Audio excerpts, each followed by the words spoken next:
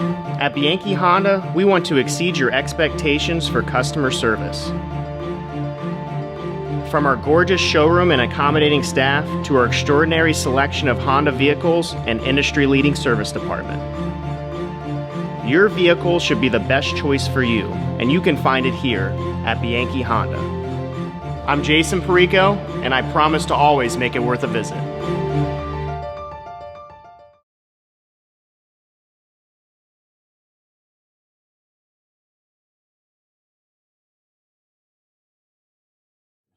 All right, basketball fans, it's ready to roll already. Coach John Reilly, it just shows up, doesn't it? Came by fast this year, it seems like. All right, real quick, let's take a look at the preseason. At least you got 2 games in before league play starts, which is just amazing. What was your goal with the 2 exhibition games against 2 really good teams at Pitt, at George Washington? George Washington just beat the 6th-rated team in the country Monday night, Virginia. So what was your goal and what came out of that, Coach? Well, we're trying to find what our identity is, and we have a lot of new pieces that we're trying to blend in there and just trying to establish how we're going to play.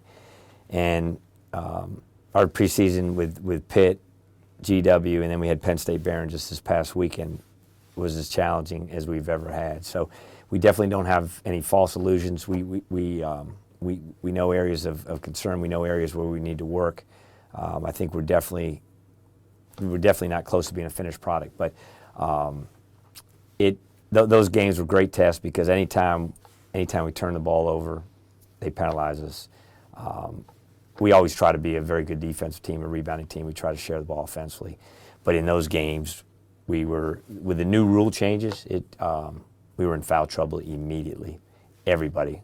Our top players were on the bench and committed, I think, 30 fouls one night and 36 the next night. And a lot of them were illegal screens, hand checks, things like that. So we've really tried the last 2 weeks try to get that cleaned up.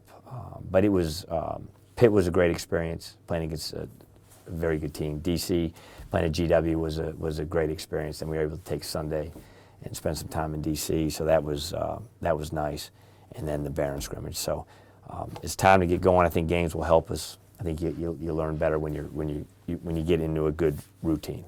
Defense has always been a trademark for your teams. Are you going to be able to still play good?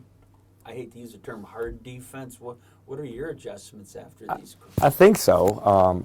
I think the biggest thing is we just, and we never teach it. We can't put hands on people. 2 hands is an automatic foul.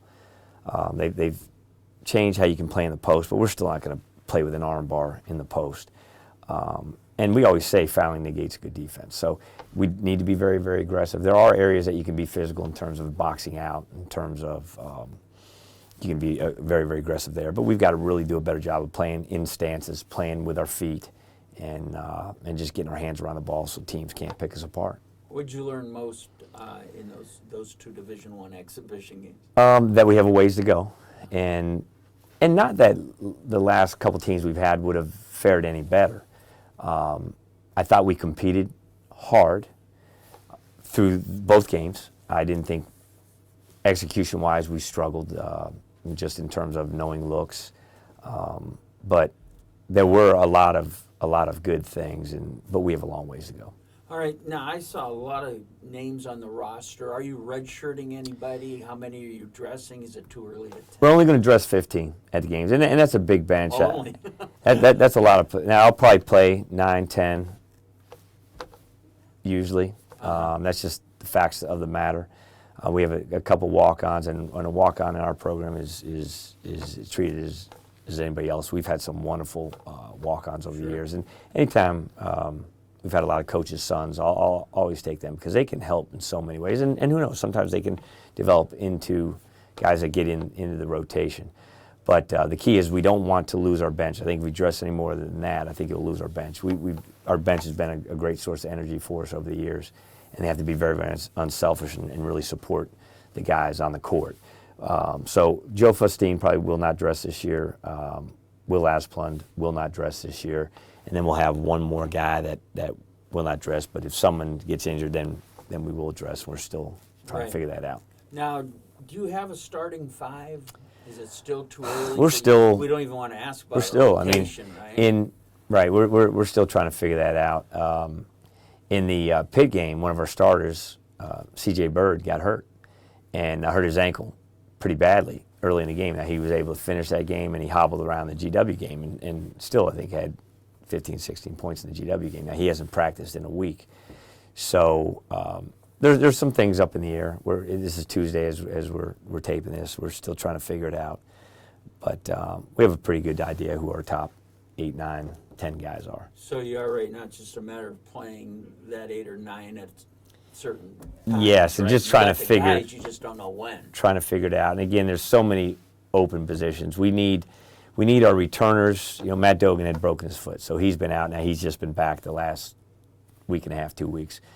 Our returning guys, we really have to rely on them just in terms of knowing how to play and understanding how hard you have to play. So we're really banking on our returning guys to show the way. Might be remiss not asking about Adam Blazik when you say about knowing the roles. He knew everybody's roles, so Everybody. he got everybody in the right position to begin with. So I mean, you are really starting. We are, and we have some nice pieces back. We have some excellent players: Johnny Tupane, Tony Boykins, Matt Dogan, Corey Bailey's been excellent team guy, and then other guys in the program have gotten better. But that group that we've had the last couple of years, they were probably my favorite group I've ever coached. weren't the best group, weren't the best teams we ever had, but they were pretty good. But just wonderful people. We had always had good practices. They're all graduating or have graduated, but again, it goes on, and we knew that they were graduating, and we really enjoy this group. This group's not afraid to work hard, but we're different. We're totally different. So we have to kind of figure out exactly what our personality is going to be. All right, Wednesday night, you not only open the season, you open the PSAC. Now, I've been around Gannon basketball a long time. I don't ever remember this. What's your feeling on your first regular season game being a league game? Well, actually, a couple years ago, A couple of years it did. Cal, same thing. Okay. It's hard because these games they're all important. Obviously, right. the next game that we play is the most important. But it is what it is. It's the same. It's the same for everybody. Well, I'm saying that, but it's not, because Clarion did play in the one of those preseason things, and they played two very good teams. So we know we're playing a very good team. Last year, both games with Clarion were tight games. Their coach has done a wonderful job. He's got good players. They got a number of transfers in. Last game, I think their three guards, one had 24, one had 20, one had 20. He's got big guys. He's playing a lot of guys. They press, and the students really support Clarion basketball. So it's going to be a crazy atmosphere, and it's going to be a tough game. We're going to have to play very well, but we're excited about playing because we need to get going. We need to get playing. I am so anxious to see this team play because there's so many question marks. I've been watching Gannon hoops for about 60 years, and going into the season, I just can't wait to see them play and see who's going to be out there and see some of the new faces and everything such as that. So a tough opener with Clarion. Have you watched them on film? Did you go see them? We have, and we have seen them. Again, very good, very guard-oriented. Left-handed shooters back, and then the two guard that they got mid-year is really, really playing well. Excellent point guard.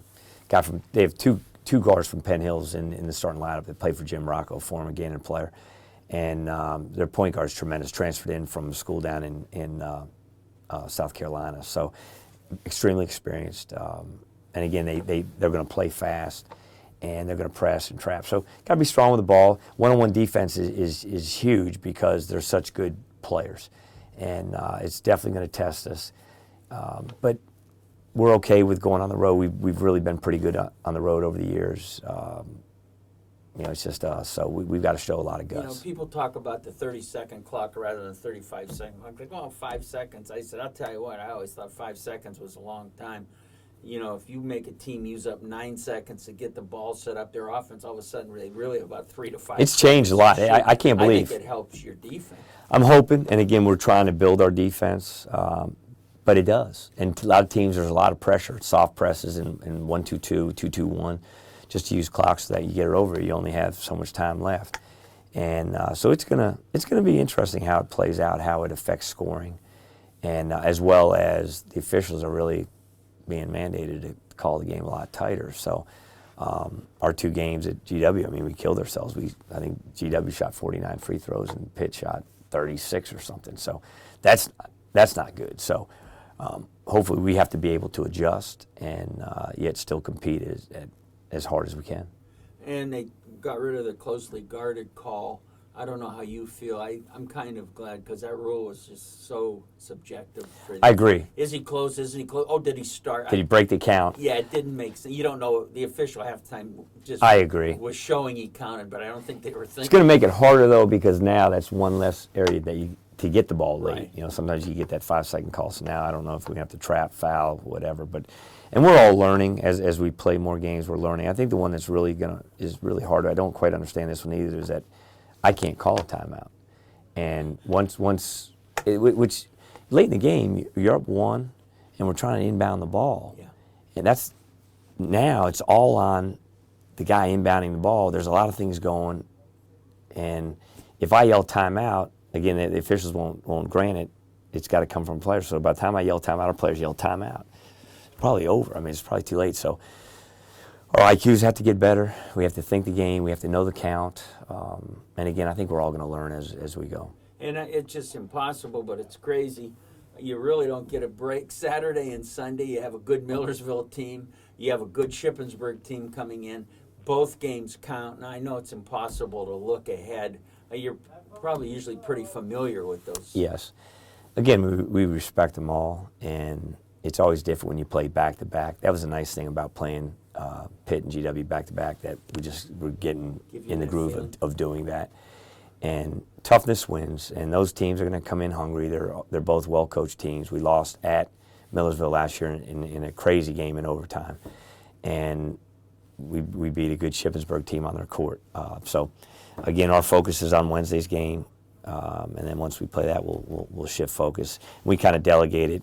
Coach Scusa will have one, Thurman will have one, and then I'll always watch the game that we're playing. So we'll be prepared, and the biggest thing is there's things that we have to do well. We really focus on ourselves. All the action will be heard on Jet Radio 1400. Sean Amakuchi and myself, Coach Reilly. It's like we haven't missed a beat here. Right back into it, full blast. Hey, let's go, and we appreciate it. Thanks, Coach. Thanks.